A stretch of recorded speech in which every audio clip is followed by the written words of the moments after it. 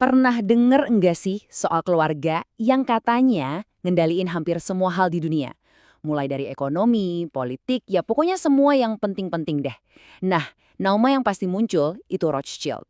Mereka ini bukan cuma pelopor perbankan internasional, tapi juga jadi bahan utama teori konspirasi paling gila yang pernah ada. Pertanyaan ini jawabannya sering banget loh ngarah ke mereka. Tapi, apa iya keluarga ini beneran dalang di balik semua kejadian besar di dunia? Atau ceritanya jauh lebih rumit dari itu? Oke, yuk kita bedah. Biar kita ngerti kenapa nama Rothschild ini nempel banget sama yang namanya konspirasi, kita harus lihat dulu nih rumor-rumor paling populernya. Rumor tentang pengaruh mereka yang kayaknya nggak ada batasnya. Gila, spekulasinya tuh liar banget. Ada yang bilang mereka itu dalangnya New World Order. Ada juga yang percaya kalau setiap perang, merekalah yang modalin kedua pihak biar terus untung. Terus katanya para pemimpin dunia itu cuma boneka mereka. Bahkan ada yang lebih ekstrim lagi. Katanya mereka itu bukan manusia, tapi alien reptil. Dan ya, soal nikah sama kerabat sendiri buat jaga harta, itu juga jadi salah satu rumor yang paling kenceng. Dan ini nih, kutipan yang seolah jadi bukti pamungkas. Kalimat yang konon diucapkan sama Nathan Rothschild ini kedengarannya kan kayak pengakuan langsung ya. Pengakuan dari orang yang megang kendali penuh sebuah kerajaan. Tapi beneran nggak sih dia ngomong gitu? Kita simpan dulu ya pertanyaan ini, nanti kita balik lagi ke sini. Nah, buat ngebongkar semua mitos ini, kita nggak bisa cuma liatin rumornya aja. Kita harus mundur ke akarnya, ke sosok yang memulai ini semua. Yuk, kita putar waktu balik ke abad ke-18, ke sebuah jalan kecil yang sempit dan terisolasi di Frankfurt, Jerman. Disinilah kisah luar biasa dari dinasti Rothschild dimulai. Kisah mereka tuh gak dimulai dari kemewahan, sama sekali bukan, tapi dari sebuah ghetto. Di Frankfurt waktu itu ada jalan sempit yang dikelilingi tembok, namanya Judengasse atau Gang Yahudi. Orang-orang Yahudi diwajibkan tinggal terpisah di sana, kondisinya seringkali kumuh dan terbatas banget. Percaya nggak, dari sinilah keluarga yang bakal mengubah dunia keuangan itu berasal. Disinilah perjalanan sang pendiri, Mayer Amschel Rothschild dimulai. Lahir di ghetto, umurnya baru 13 tahun pas orang tuanya meninggal dan dia harus magang di bank. Umur 19, dia balik lagi buat nerusin bisnis kecil keluarganya, jualan koin langka gitu. Tapi karena otaknya encer banget, dia akhirnya berhasil jadi court Jew, semacam mengelola keuangan buat bangsawan lokal. Ini adalah loncatan pertamanya yang super penting.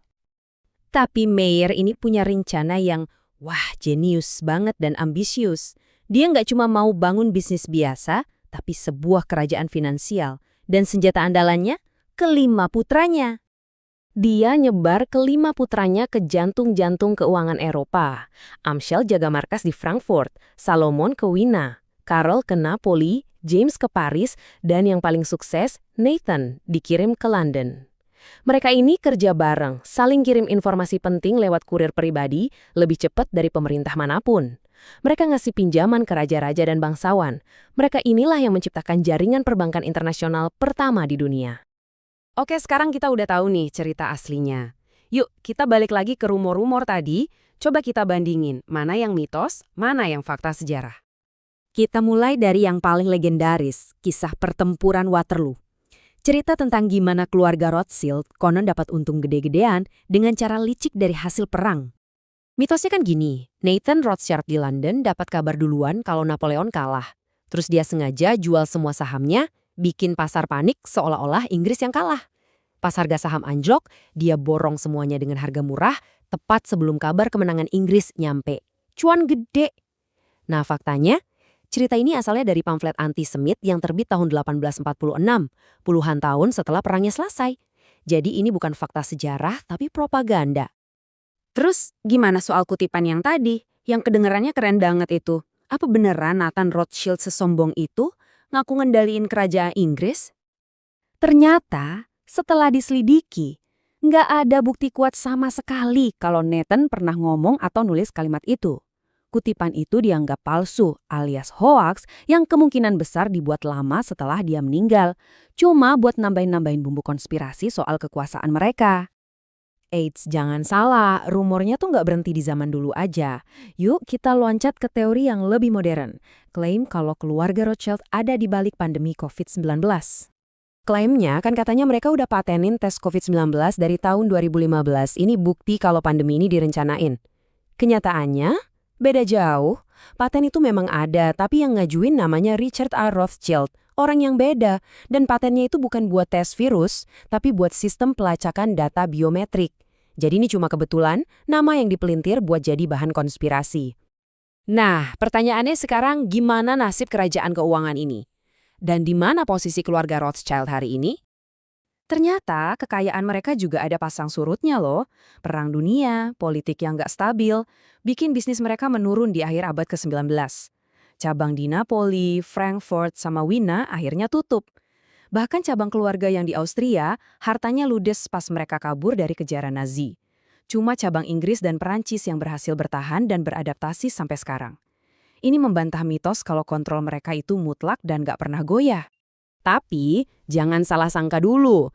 Meskipun mereka nggak ngendaliin dunia dari balik bayangan, pengaruh finansial mereka itu masih gede banget. Di tahun 2019 aja, grup Rothschild & Co. itu mengelola aset senilai 76 miliar euro. Jadi ya, kekuatan mereka masih sangat nyata. Ini nih yang bikin kita mikir, kenapa ya mitos-mitos ini awet banget? Mungkin karena cerita asli mereka aja udah luar biasa. Coba bayangin, keluarga Yahudi yang mulai dari nol di ghetto bisa jadi pelopor perbankan dunia. Kesuksesan mereka yang masif, ditambah gaya bisnis mereka yang cenderung tertutup, ya jadi kanvas yang pas banget buat orang-orang melukiskan ketakutan dan kecurigaan mereka selama ratusan tahun. Jadi gimana menurut kalian?